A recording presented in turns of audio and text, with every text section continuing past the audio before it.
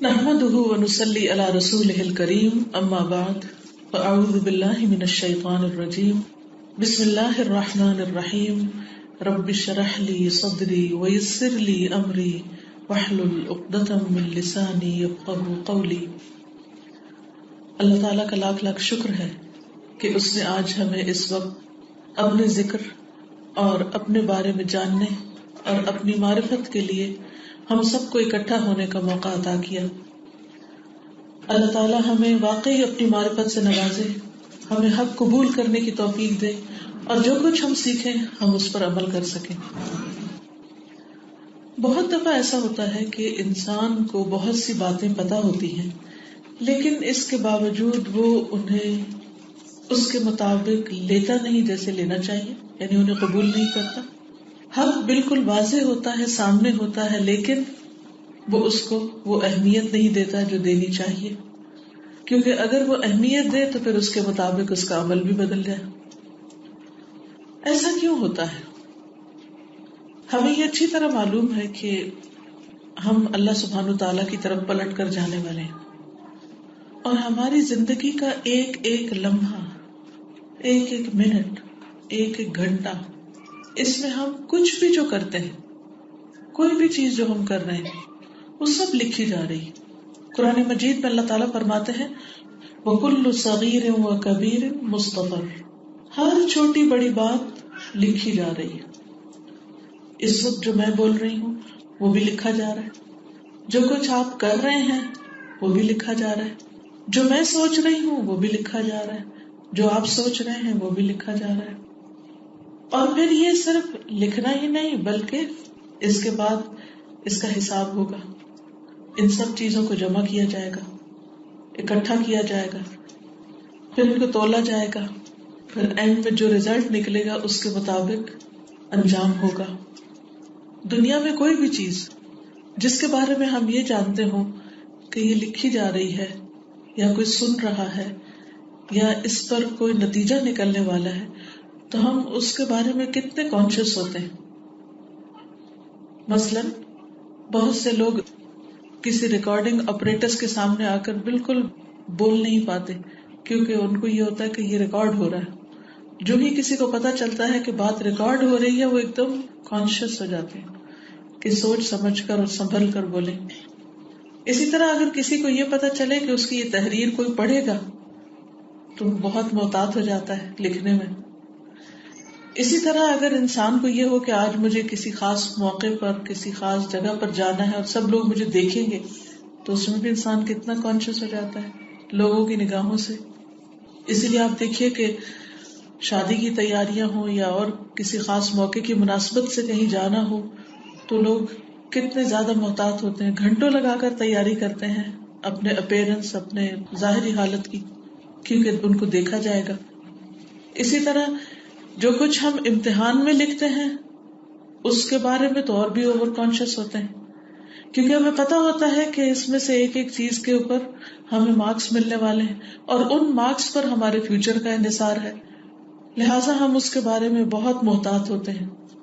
لیکن کیا وجہ ہے کہ ہم کہتے بھی ہیں، ہم سمجھتے بھی ہیں، جانتے بھی ہیں کہ ہمارا نامہ اعمال تیار ہو رہا ہے، لیکن اس کے باوجود جو کچھ اس میں ہم لکھوا رہے ہیں اس کے بارے میں ہم بہت دفعہ پرواہ نہیں کرتے، کانشیس ہی نہیں ہوتے، احتیاط ہی نہیں برتتے، اور یہ سوچے سمجھے بغیر کہ اس کا کوئی نتیجہ نکلنے والا ہم بولے چلے جاتے ہیں۔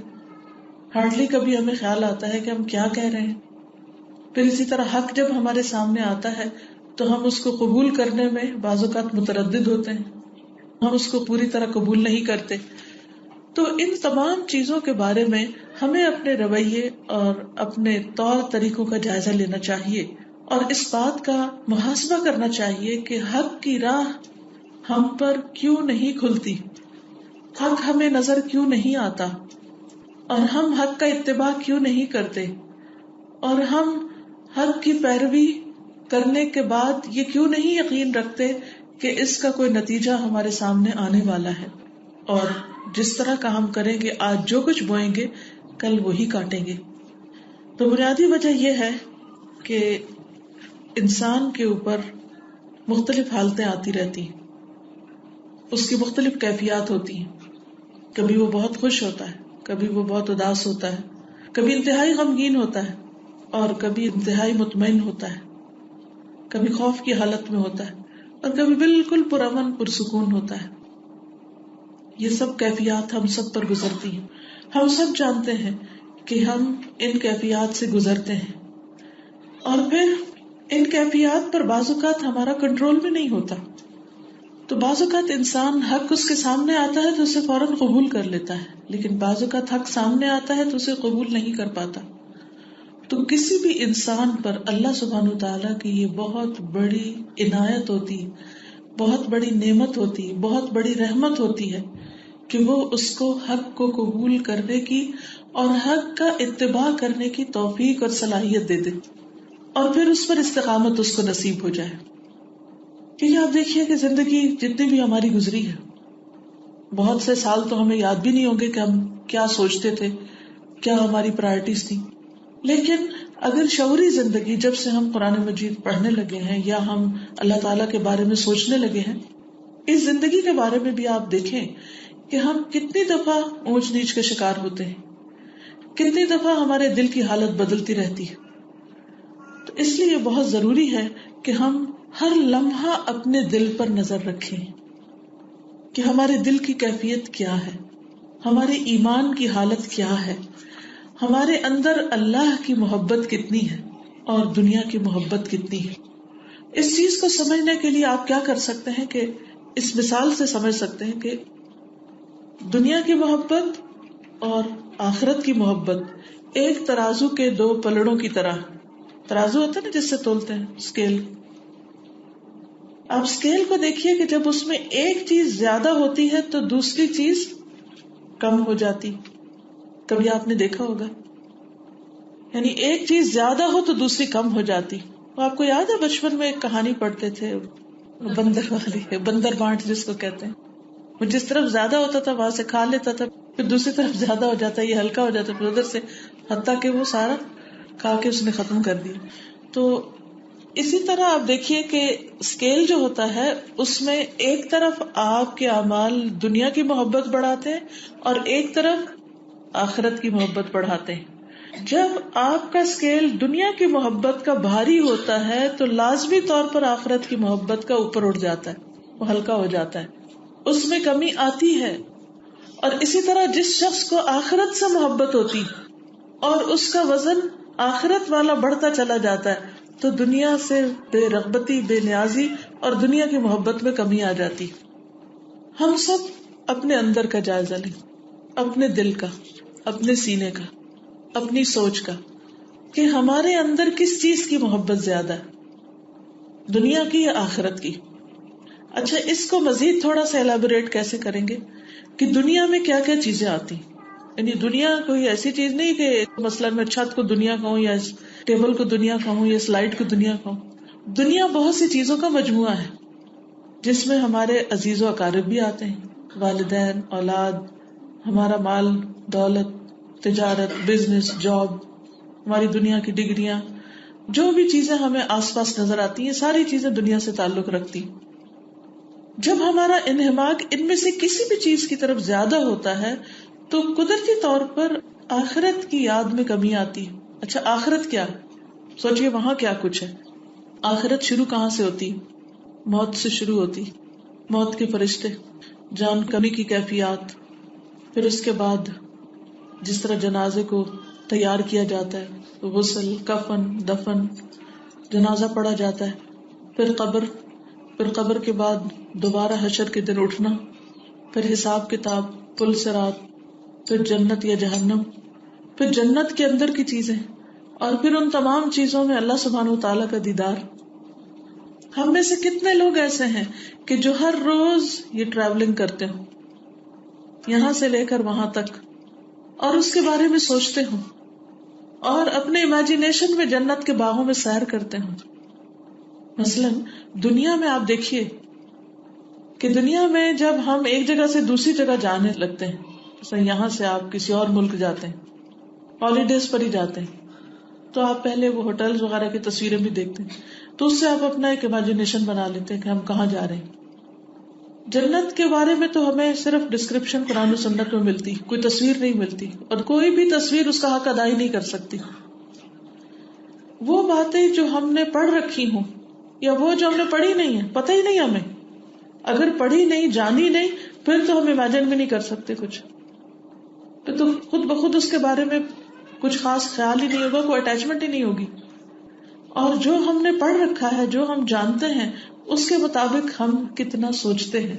یعنی سوال اس چیز کا ہے کہ جو ہم جانتے ہیں اس پر ہمارا عمل کتنا ہے، اور عمل سوچ سے شروع ہوتا ہے کہ ہم جنت کے بارے میں کیا تخیل رکھتے ہیں اور کتنا اس میں گھومتے ہیں اور کتنا اس کے بارے میں تصور کرتے ہیں. جیسے ایک جگہ سے دوسری جگہ جاتے ہوئے، یہاں سے اپنے ہالیڈیز کے مقام پر یا ایک شہر سے دوسرے شہر میں آپ نے جانا ہے، یا ایک جاب سے دوسرا جاب کرنا ہے، تو جانے سے پہلے ہی آپ اس میں جینے لگتے ہیں کہ مجھے جانا ہے، پھر سفر یوں ہوگا، پھر جہاز میں بیٹھوں گی، پھر ایئرپورٹ پہ امیگریشن ہوگی، پھر اس کے بعد کوئی گاڑی ہوگی یا نہیں ہوگی، پھر وہ ہمیں ایئرپورٹ سے لے جائیں گے، پھر وہ گھر، پھر وہاں کیسے رہیں گے، وہ کیسا گھر ہوگا، پھر وہاں کیا کریں گے، پھر کتنے دن کے بعد وہاں سے آگے جائیں گے، وغیرہ وغیرہ. سفر کا خیال آتے ہی ہمارا ذہن حال کی بجائے مستقبل میں لگ جاتا ہے. اور یہ بھی ہو سکتا ہے کسی وجہ سے جہاز کینسل ہو جائے، سفر نہ ہو، سفر آپ کو ڈسکنٹینیو کرنا پڑے. دنیا میں تو ساری چیزوں کا امکان ہے، لیکن یہ آخرت کا سفر ایسا ہے کہ جس میں کسی قسم کی کوئی کمی ہو نہیں سکتی، یعنی جس میں کسی قسم کا کوئی انقطاع نہیں، کوئی بریک نہیں ہو سکتی. وہ جانا ہی جانا ہے. اب جب جانا ہی ہے ہم نے تو پھر کیا ہوگا؟ اس سے پہلے اس کی تیاری کرنی ہوگی، اور اگر اس کی تیاری کرنی ہے تو اس کے بارے میں ہمیں سوچنا ہوگا. ہم سب اپنے آپ سے پوچھیں کہ ہم دنیا کے بارے میں کتنا سوچتے ہیں صبح سے شام تک. دنیا کے کھانے اور آخرت کے کھانے، دنیا کا بیڈ اور آخرت کا بیڈ، دنیا کا گھر، آخرت کا گھر، دنیا میں ہمارے آس پاس کے لوگ اور آخرت میں ہمارے آس پاس کون ہوگا، ان سب کے بارے میں. کیونکہ ہم دنیا میں تو اپنی مرضی سے دوست بناتے ہیں، اپنی مرضی کی کمپنی اختیار کرتے ہیں، لیکن آخرت کی کمپنی کے بارے میں ہم نے کبھی سوچا؟ ایک مرتبہ ابن مسعود جو تھے وہ دعا مانگ رہے تھے کوئی، تو حضرت ابو بکر اور حضرت عمر جو تھے وہ حضور صلی اللہ علیہ وسلم کے پاس تھے. تو آپ نے فرمایا، اے اللہ، جو ابن مسعود مانگ رہا ہے تو اسے قبول کر لے. تو حضرت ابو بکر کو بہت ہوا کہ پتہ نہیں کیا مانگ رہے تھے، میں جا کے جلدی سے پوچھوں. تو جو ہی آپ صلی اللہ علیہ وسلم کی مجلس سے نکلے تو فوراً ابن مسعود کے پاس پہنچے، کہنے لگے کہ جب ہم حضور صلی اللہ علیہ وسلم کے ساتھ تمہارے پاس سے گزرے تھے تو تم اس وقت کیا مانگ رہے تھے؟ کیونکہ نبی صلی اللہ علیہ وسلم نے تمہارے حق میں وہ دعا کی کہ تمہاری وہ قبول ہو جائے، اور وہ قبول ہو جائے گی، وہ تمہیں مل جائے گا. تو انہوں نے، آپ سوچے کیا مانگ رہے ہوں گے؟ وہ مانگ رہے تھے کہ مجھے جنت میں حضور صلی اللہ علیہ وسلم کا ساتھ چاہیے. کچھ دیر کے بعد عمر آئے اور کہنے لگے کہ ابن مسعود، وہ تم کیا مانگ رہے تھے؟ وہ تمہاری دعا قبول ہو گئی. کہتے ہاں مجھے بتا چکے ہیں ابو بکر. ابو بکر رضی اللہ تعالیٰ عنہ ہمیشہ نیکیوں میں سب سے آگے ہوتے تھے، دیر نہیں لگاتے تھے، فوراً آگے چلتے تھے. تو آپ دیکھیے کہ ان کی دعائیں کیا تھیں. میں اور آپ سوچیں، ہم میں سے کس نے کتنی دفعہ یہ دعا مانگی اور بائی چانس ہی مانگی کہ اتنے میں کوئی ہمیں دیکھ کر، جب ہم دعا میں بہت مستغرق ہوں تو کوئی دیکھے ہمیں تو کہے یا اللہ جو یہ مانگ رہا ہے تو اسے دے. کیونکہ وہ اتنی مسکینی والی حالت ہوتی ہے نا کہ ترس آ جاتا ہے دوسروں کو بھی دیکھ کر. تو کیا ہماری دعائیں غافل ہوتی ہیں یا اتنی انہماک والی ہوتی ہے کہ دوسرے بھی دیکھ کے ہمارے لیے دعا شروع کر دیں؟ سچ بتائیے، اپنے آپ سے پوچھئے کہ آج تک ہم نے کتنی بار اللہ کے رسول صلی اللہ علیہ وسلم کا دیدار اور آپ کی صحبت اور آپ کی مجلس میں جانے کے بارے میں دعا کی کہ اللہ ہمیں بھی تو عطا کرنا، یا پھر عام نیک لوگوں کے بارے میں کہ اللہ صحبت صالح نصیب کرنا اور جنت میں اچھے لوگوں کے بیچ میں ہمیں رکھنا، ہمیں اچھے لوگوں کی دوستی عطا کرنا، ہمارے نیبرز دنیا میں بھی اچھے اور وہاں بھی اچھے، بہترین لوگ ہوں. یوسف علیہ السلام جن کو سب کچھ مل گیا تھا، دین و دنیا کی ساری بھلائیاں، انہوں نے اپنے لیے کیا دعا مانگی؟ فاطر السماوات والارض انت ولی فی الدنیا والآخرہ توفنی مسلما والحقنی بالصالحین، کہ اللہ مجھے مسلمان فوت کرنا اور مجھے صالح لوگوں میں شامل کر دینا، نیک لوگوں کے ساتھ ملانا. یہ دعا کون کرے گا؟ وہی کرے گا جو خود نیک ہوگا یا نیکی کی رغبت رکھتا ہوگا. یا نیکی کی خواہش رکھتا ہوگا. تو اس لیے بہت ضروری ہے کہ ہم اپنے دل کا جائزہ لیتے رہیں. اور ہماری شخصیت اور ہماری پسند و ناپسند کہاں سے پتہ چلتی ہے؟ ہماری باتوں سے، ہماری دعاؤں سے، ہماری سوچوں سے، ہمارے خیالات سے کہ ہم کیا سوچتے ہیں، کیا چاہتے ہیں، کیا کرتے ہیں، دنیا چاہتے ہیں یا آخرت چاہتے ہیں. اب آپ دیکھیے کہ جب ہم آخرت کی بات کرتے ہیں تو صرف صالحین کی کمپنی نہیں، اور باقی چیزوں کے بارے میں کیا مانگتے ہیں. جب جنت کا بھی سوال کرتے ہیں تو کتنی بار جنت الفردوس کا سوال کرتے ہیں، اور پھر کتنی بار اس میں اللہ سبحانہ و تعالیٰ کے دیدار کا سوال کرتے ہیں اور اس کا شوق رکھتے ہیں. تو عزیز بہنوں، یہ دنیا تو چند دن کی ہے اور بہت جلدی چلی جانے والی، بہت جلدی ہمارے ہاتھ سے چھٹ جانے والی، اور آخرت باقی رہنے والی ہے. لیکن پھر بھی سارے غم دنیا کے پالے ہوئے اپنے سینے میں. اگر کوئی پوچھے کہ آپ کی سب سے بڑی پریشانی کیا ہے تو اکثر لوگ کون سی پریشانی بتائیں گے؟ دنیا ہی کی کوئی پریشانی بتائیں گے. ہارڈلی کوئی ایسا ملے گا جو یہ کہے کہ مجھے سخت پریشانی ہے کہ میرا آخرت کا انجام کیا ہوگا، وہاں مجھے کیا ملے گا. تو پھر وہ پلڑا کس طرف جھکا ہوا ہے؟ زیادہ فکر، زیادہ محبت، زیادہ شوق اور خوشی اور توجہ اور ایفرٹس کدھر لگی ہوئی ہے؟ زیادہ ہماری دنیا کی چیزوں میں. اور یہ سچ ہے، لیکن ہمیں اپنا مستقبل، آخرت، اس کو سامنے رکھنا ہے، اس کے بارے میں سوچنا ہے. اور اس کے لیے سب سے پہلی خوبی اور کوالٹی جو اپنے اندر لانی ہے وہ حق کو قبول کرنے کی، سچی بات کو قبول کرنے کی. کیونکہ اگر سچی بات سامنے آ بھی جائے، مثلا آج کا آپ لیکچر سن بھی لیں، اس میں آنے والی آیات سن بھی لیں اور احادیث سن بھی لیں، لیکن عمل نہ کریں تو گویا آپ نے قبول ہی نہیں کیا. یعنی آپ نے سن لیا، سمعنا وعصینا، ماننا نہیں ہم نے. تو جب تک سمعنا واطعنا نہ ہو تو بات نہیں بنتی. دیکھیے، ہم چھوٹی سی کوئی نیکی کر لیتے ہیں تو ہم کہتے ہیں کہ ہم نے تو بہت پہاڑ سر کر لیا. مثلا ایک دفعہ کسی ایسی گیدرنگ میں چلے جائیں یا کوئی قرآن پڑھنا شروع کر دے تو ہم سمجھتے ہیں کہ بس ہم تو دنیا سے کوئی الگ چیز ہو گئے اور معلوم نہیں کتنے نیک ہو گئے. حالانکہ ہو سکتا ہے کہ کوئی ایک عام انسان جس کی نیکی کی ہمیں خبر ہی نہ ہو، جسے ہم ایک معمولی انسان سمجھتے ہو، وہ ہم سے کہیں زیادہ بہتر کام کرنے والا ہو. عمر بن عبید ایک دفعہ مدینہ کے باغوں میں سے ایک باغ کے پاس سے گزرے تو دیکھا کہ وہاں ایک غلام بیٹھا ہے اور اس کے پاس ایک کتا بھی بیٹھا ہے. تو وہ خود کھاتا، یعنی وہ غلام خود کچھ کھاتا اور پھر کتے کو پھینکتا. ایک لقمہ خود کھاتا ہے، ایک کتے کو پھینکتا ہے، خود کھاتا ہے، کتے کو پھینکتا. تو عمر بن عبید کو یہ بہت عجیب بات لگی کہ یہ ایک ایسا انسان ہے کہ کتے کے ساتھ ایکولی شیئر کر رہا ہے اپنا کھانا. تو انہوں نے اس سے پوچھا کہ تم کون ہو، آزاد ہو یا غلام ہو؟ یہ باغ تمہارا اپنا ہے یا تمہاری ملکیت میں ہے یا تم نے کسی کا کام کرتے؟ تو اس نے کہا میں تو ایک غلام ہوں اور کسی کا کام کرتا ہوں، یہ باغ میرا نہیں ہے. اور کہا کہ یہ کتے کو تم کیوں ساتھ کھلا رہے تھے؟ کہا کہ مجھے حیا آتی ہے کہ کوئی مجھے دیکھے کہ اس کے پاس ایک کتا منہ اٹھا کے دیکھ رہا ہے اور یہ خود ہی کھاتا چلا جا رہا ہے. تو وہ بہت اس سے متاثر ہوا. پوچھا تمہارا مالک کون ہے؟ تو بتایا کہ فلاں ہے میرا مالک. تو وہ اس شخص کے پاس گئے اور اس کو باغ کی پوری قیمت دی اور اس کے ساتھ ساتھ اس غلام کی بھی پوری قیمت دی اور کہا کہ یہ غلام آزاد کر دو. تو مالک مان گیا، ان کو قیمت مل گئی. اور کہا باغ بھی بیچ دو، اس کو قیمت مل گئی. اس نے کہا دونوں لے جاؤ. عمر بن عبید واپس آئے اور آ کے اس غلام کو کہتے ہیں کہ یہ باغ بھی تمہارا اور تم بھی آزاد ہو آج سے. تو وہ اسی وقت کہتے ہیں کہ میں یہ باغ مدینہ کے فقراء پر وقف کرتا ہوں، فی سبیل اللہ صدقہ کرتا ہوں. تو انہوں نے کہا کہ یہ کیا، ایسا کیوں؟ کہا جس نے مجھے یہ باغ دیا مجھے اس سے حیا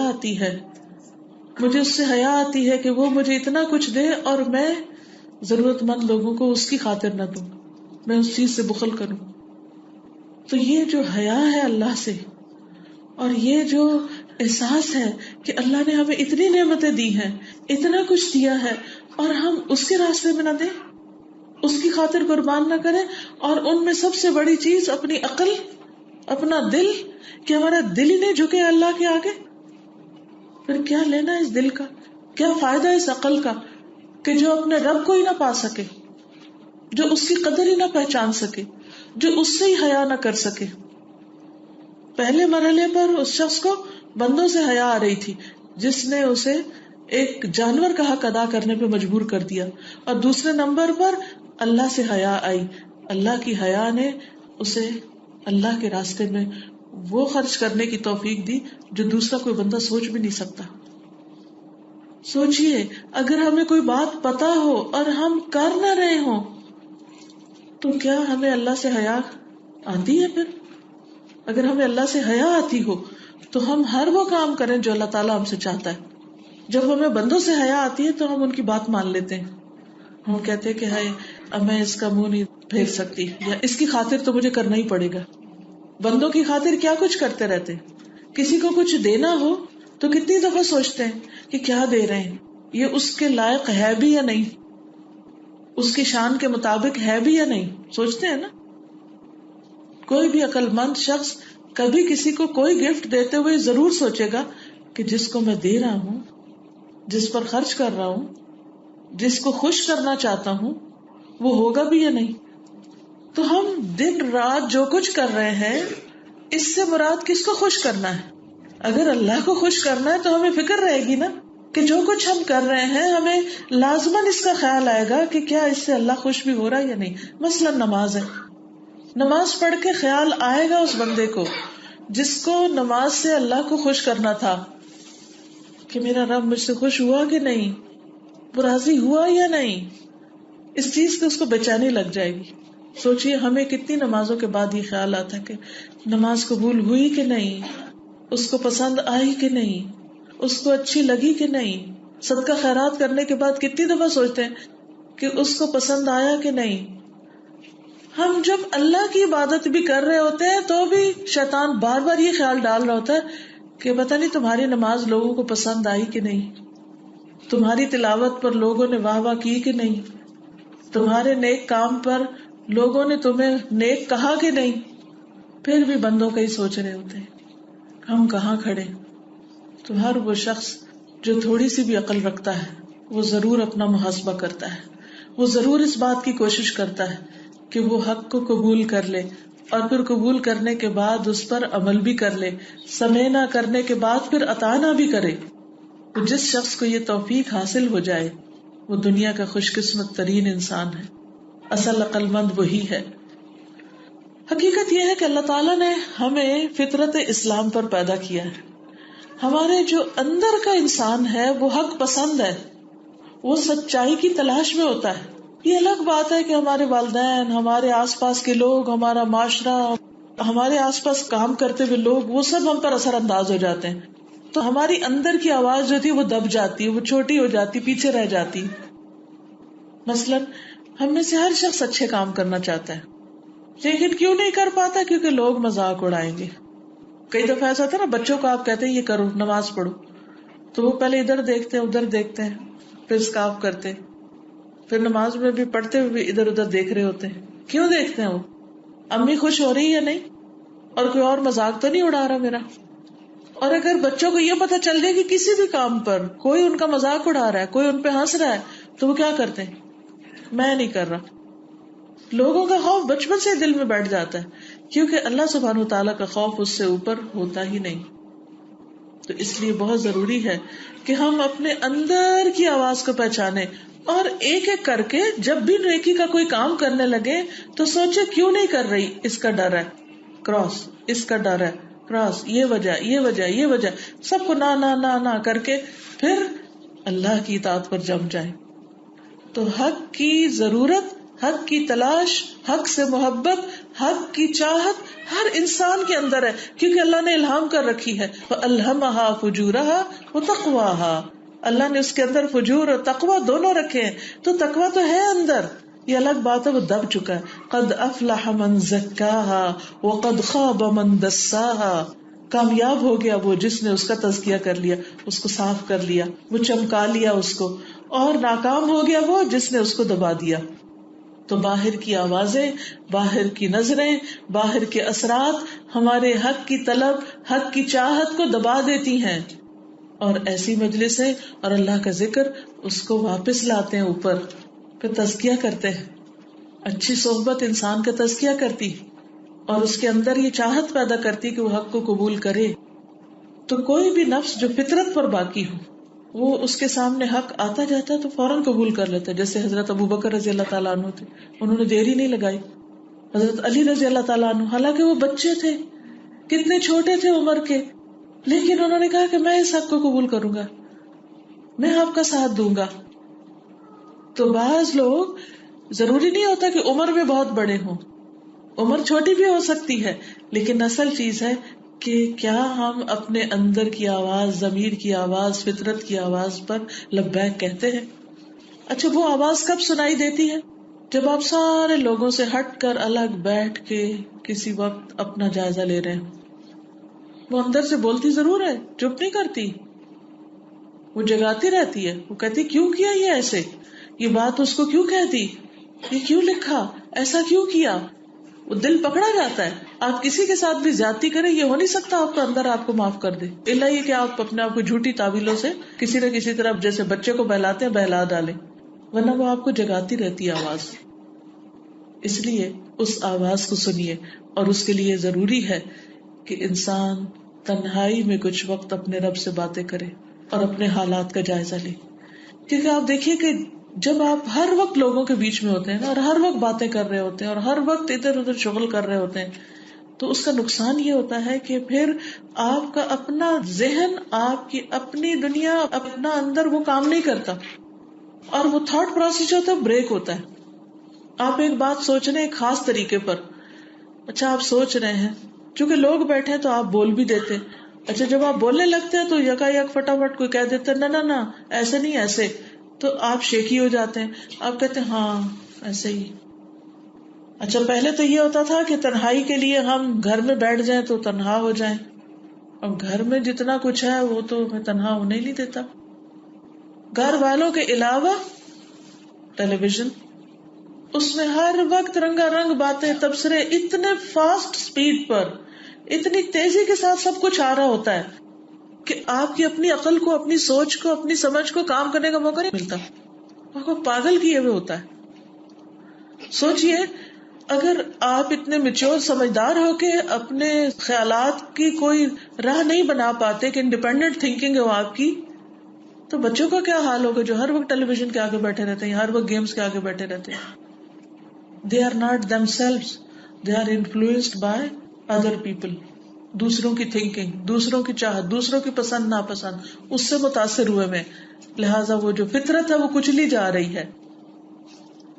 تو بہت ضروری ہے کہ دن میں کوئی نہ کوئی ایسا وقت نکالیں, ایسی مجلس میں بیٹھیں, ایسی باتیں سنیں یا پڑھیں جو خالصتاً حق پر مبنی ہو, جس میں کسی قسم کی کوئی آلائش نہ ہو. اور وہ کیا ہو سکتی ہے؟ قرآن مجید. لیکن حیرت کی بات ہے کہ آپ قرآن مجید کا ایک ایک دو دو سپارہ بھی پڑھ جاتے ہیں بعض اوقات, اور اس کے بعد اپنے آپ سے پوچھے آج کیا پڑھا تھا, کہاں سے شروع کیا تھا, کہاں روکا. اگر نشانی نہ رکھے تو اپنا سبق بھی یاد نہ ہو کہ کہاں سے شروع کیا تھا. ہر روز قرآن مجید کی تلاوت کے بعد اسے بند کر کے اپنے آپ سے پوچھے آج کون سی آیت ایسی تھی جو میرے دل پہ اتری.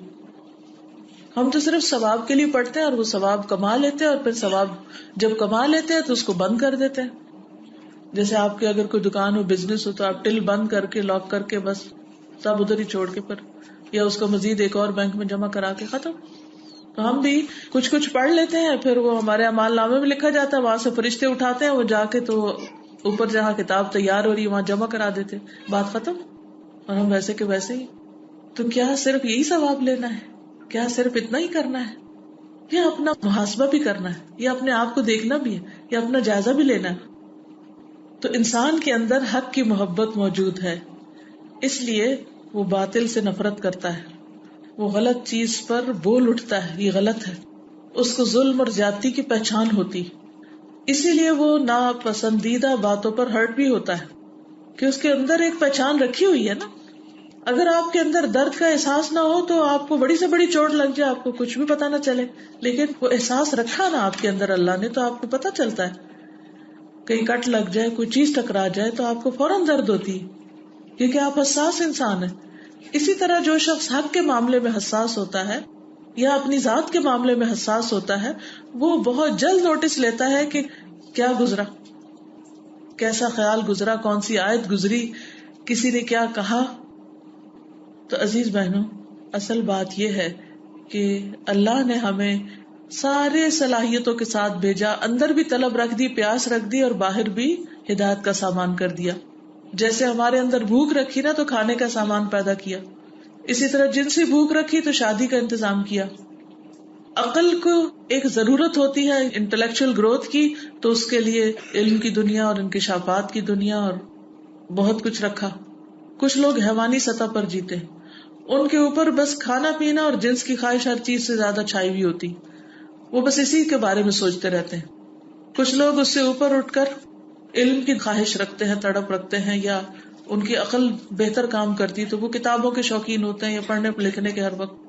کچھ اور لوگ ہوتے ہیں ان کے اندر جو ان کی روح ہے وہ بہت شارپ ہوتی ہے یا اس کی پیاس بہت ہوتی ہے، تو اسپرچولیٹی کے پیچھے ہوتے ہیں.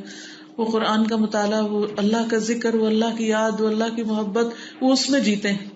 تو ہر طرح کے لوگ ہوتے ہیں، کسی کی ایک چیز بہت بڑی اور کسی کی دوسری. ہم سب کو اس طرح بھی جائزہ لینا چاہیے کہ ہماری سب سے بڑی طلب کیا ہے، ہماری سب سے زیادہ پیاس کیا ہے. اور اللہ نے ہمیں پیاسا ایسے نہیں چھوڑ دیا صحرا میں، ہر چیز کی جو طلب اور ضرورت ہمارے اندر پیدا کی، اس ضرورت کا سامان باہر بھی رکھا.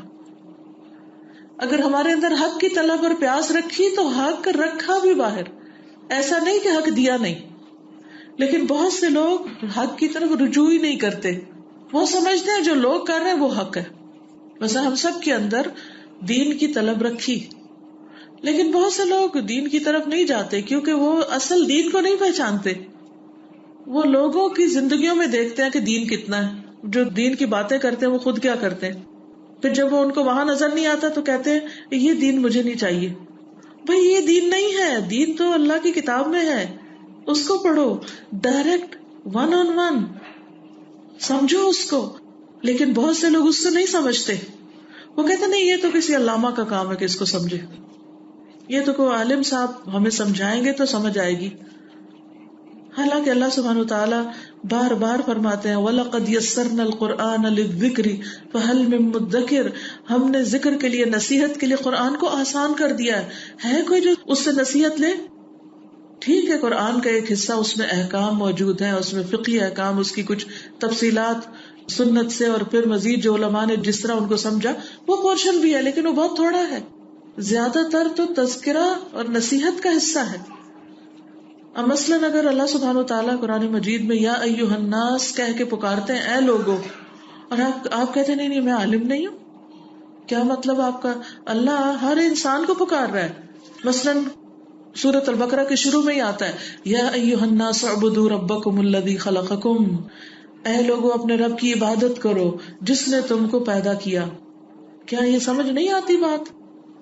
کوئی سمجھ نہیں آئی کیا کہا اللہ تعالیٰ نے کہ اللہ نے تم کو پیدا کیا؟ نہیں سمجھ؟ ہاں اسی نے کیا، خود سے تھوڑی بنے. تو جس نے پیدا کیا، جس نے سب کچھ دیا، اس کی عبادت کرنی چاہیے. والذین من قبلکم، اور ان کو بھی پیدا کیا جو تم سے پہلے تھے، ہمارے باپ دادا سب. سمجھ آتی؟ بالکل آتی. پھر آپ آگے چلتے جائیں، آپ ذرا قرآن مجید اٹھا کر تو دیکھیں اور اس کو پڑھ کے تو دیکھیں. صرف سمپل اس کا ٹرانسلیشن ہی پڑھتے جائیں گے، 90% باتیں ایسے ہی سمجھ آتی جائیں گی.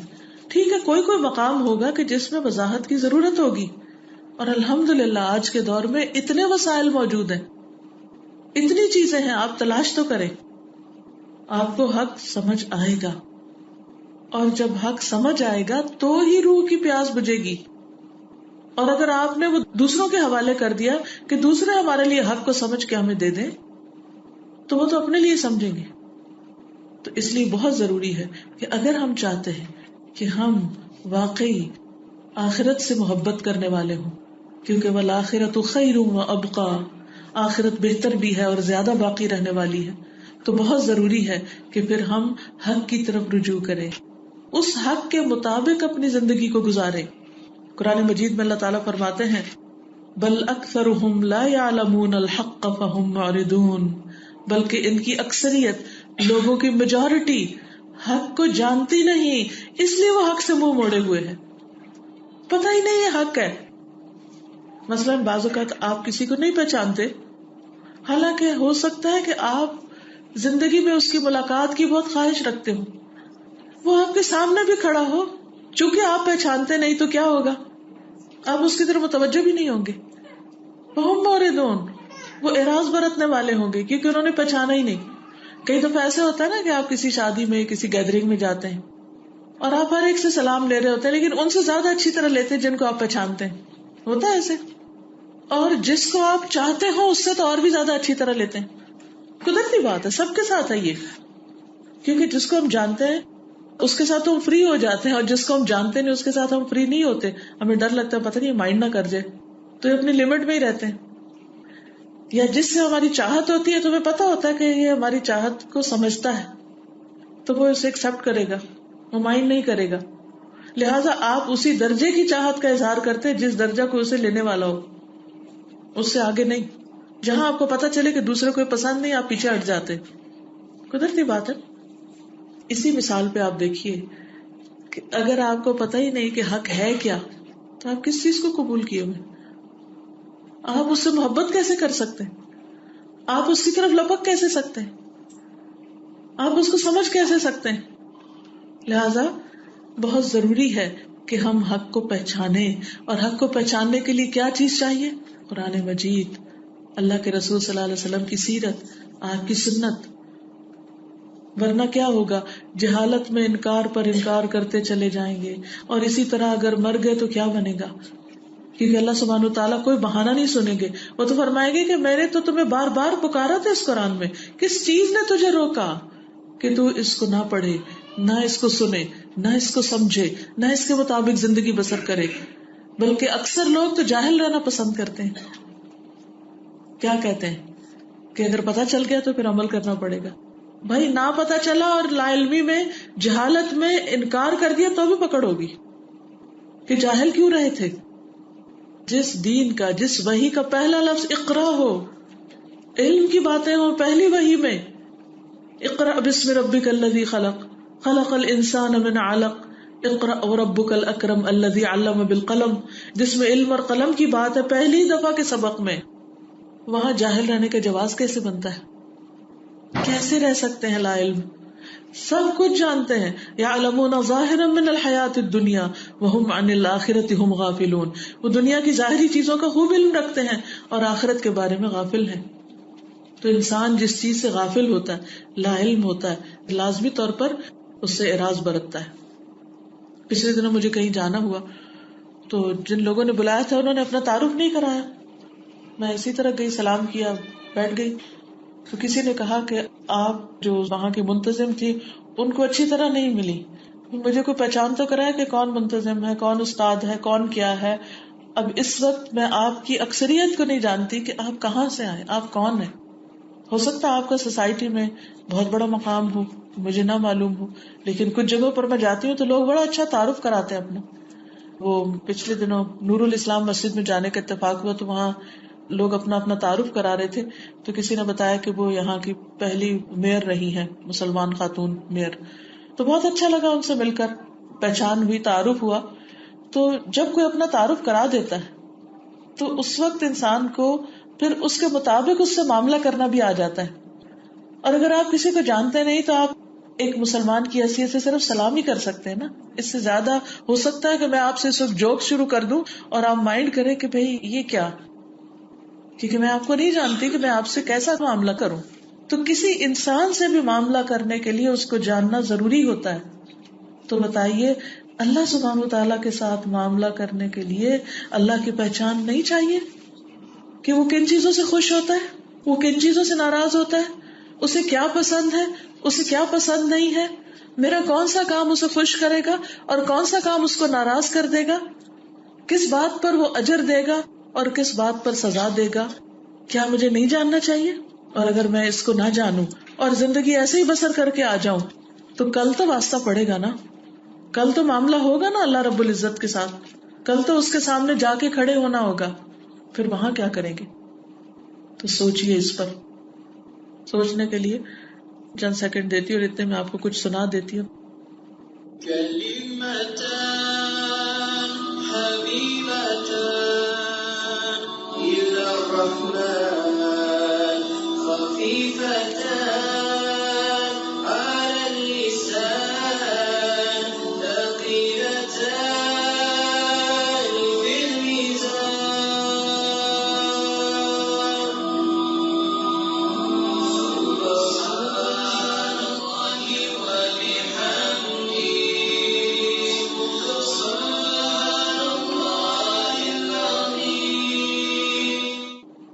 ایک حدیث کو انہوں نے اس انداز میں پڑھا ہے، جس کو یہ حدیث پتہ ہوگی وہ ان کلمات کا اہتمام ضرور کرے گا، اور جس کو علم ہی نہیں وہ صرف خاموش فکر مند ہو کے وقت گزار دے گا.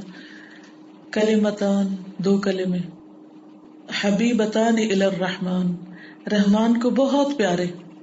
ابھی میں نے ذکر کیا نا کہ اگر ہمیں پتا ہو رحمان کو کیا پسند ہے اور ہمیں رحمان سے محبت بھی ہو تو ہم کیا کریں گے؟ وہی کام کریں گے نا جو رحمان کو بہت پسند ہے. تو کلمتان حبیبتان الی الرحمن، دو کلمے رحمان کو بہت ہی پیارے. خفیفتان علی اللسان، زبان پہ بہت ہلکے، پڑھتے وقت کوئی مشکل نہیں پیش آتی، ان کے پروننسیشن بھی بہت آسان. اور ثقیلتان فی المیزان، میزان میں بہت بھاری، میزان کو جھکا دیں. سبحان اللہ وبحمدہ سبحان اللہ العظیم. لیکن ہم اکثر ان کلمات کو پڑھنا بھول جاتے ہیں، ہم ذکر نہیں کرتے. مثلا کوکنگ کر رہے ہیں، کیا چیز ذکر سے روکے ہوئے؟ واک کر رہے ہیں، کیوں نہیں اللہ کو یاد کرتے؟ کیوں نہیں یہ دو کلمات پڑھتے کہ ہمارے میزان میں وزن بڑھ جائے اور ہماری نجات ہو جائے؟ تو بعض اوقات ہم حق جانتے نہیں ہوتے، بعض اوقات جانتے ہیں لیکن اس کو قبول نہیں کرتے کیونکہ کچھ اور لوگ اور باتیں سنا رہے ہوتے ہیں ہمیں. اکثر لوگ گانے گا رہے ہوتے ہیں، گنگنا رہے ہوتے ہیں، نشید سن رہے ہوتے ہیں، لیکن وہ یہ بھول جاتے ہیں کہ یہ کلمات بھی بہت پیارے ہیں رحمان کو. گانوں میں کوئی شخص ایسا نہیں جو یہ کہے کہ مجھے میوزک اچھا نہیں لگتا. اکثر لوگ اس پہ سوال کرتے کہ میوزک کے بارے میں کیا کہتے ہیں؟ میوزک میری کمزوری، یہ کہتے ہوئے سنائی دیتے. کیوں؟ وہ کیوں کمزوری بن گیا؟ کیونکہ اس سے بہتر چیز کا پتہ نہیں ہے، اس سے زیادہ خوبصورت چیز کو جانا ہی نہیں ہے، سنا ہی نہیں ہے، پڑھا ہی نہیں ہے، لہٰذا جو ملا ربش وہی اٹھا لیا. اسی لیے بہت سے لوگوں کو بہت گانے بھی یاد ہوتے ہیں اور وہ گنگناتے بھی رہتے ہیں کیونکہ انہیں گانے ہی آتے ہیں، انہوں نے سیکھے ہی گانے، انہوں نے سنے ہی گانے. صبح سویرے ٹیلی ویژن جو لگتا ہے اس میں جو میوزک آتا ہے وہ پھر ہم اس کی ٹون خود بنانے لگتے ہیں. کہیں بازار سے گزرتے ہیں، کچھ دیکھتے ہیں، کچھ اچھا لگتا ہے وہی لینے لگتے ہیں. تو ہم ہر وقت یہ تو ضرور دیکھتے ہیں ہمارے دل کو کیا اچھا لگتا ہے، ہمیں کیا پسند ہے، ہمارے کانوں کو کیا اچھا لگتا ہے، ہماری آنکھوں کو کیا اچھا لگتا ہے. لیکن ہم میں سے کتنے لوگ ہیں جو یہ دیکھیں کہ رحمان کو کیا اچھا لگتا ہے.